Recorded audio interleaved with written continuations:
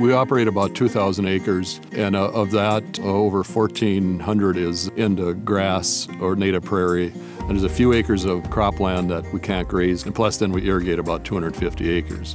My main job out here is moving cattle and watch the grass grow. I mean, it's just monitoring the before and after when you bring the cattle in a pasture and how much you graze.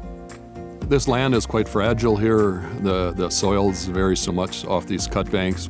A lot of this land should never have been farmed, but back in the tillage era, the erosion, whether it was wind or water, was just tremendous. And I could see when I first started farming, we've got to change. When we first started, the conservation part was more protecting the land from soil and water erosion. We planted lots of trees, the grass buffers, we did some terracing. That's what we did because that's what was there at the time. Now it's developed into more protecting the soil itself. I started rotational grazing in the late 80s. We pretty much started on the rangeland first.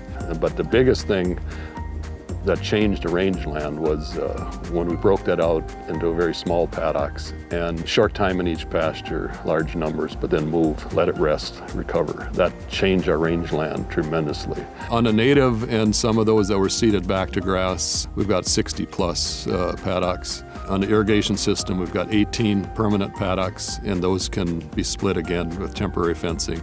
We're down to roughly 20-acre paddocks now. Then we quit tilling the cropland and added way more diversity in our rotation.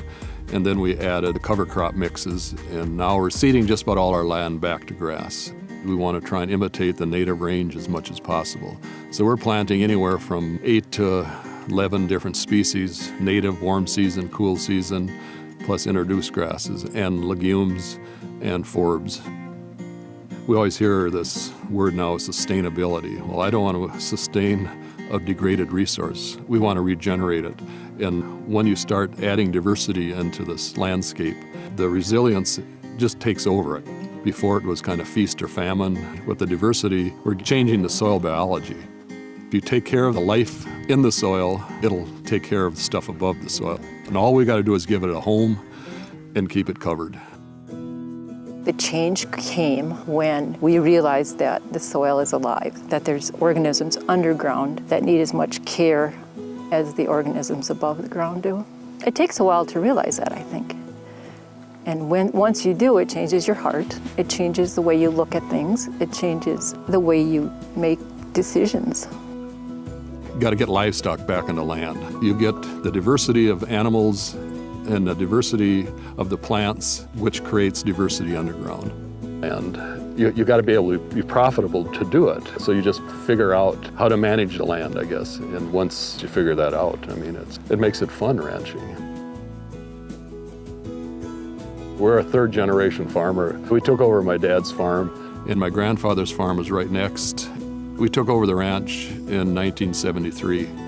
There was 2 small farms side by side, and we've added a few quarters onto that since. I want to leave this land in better shape than I got it.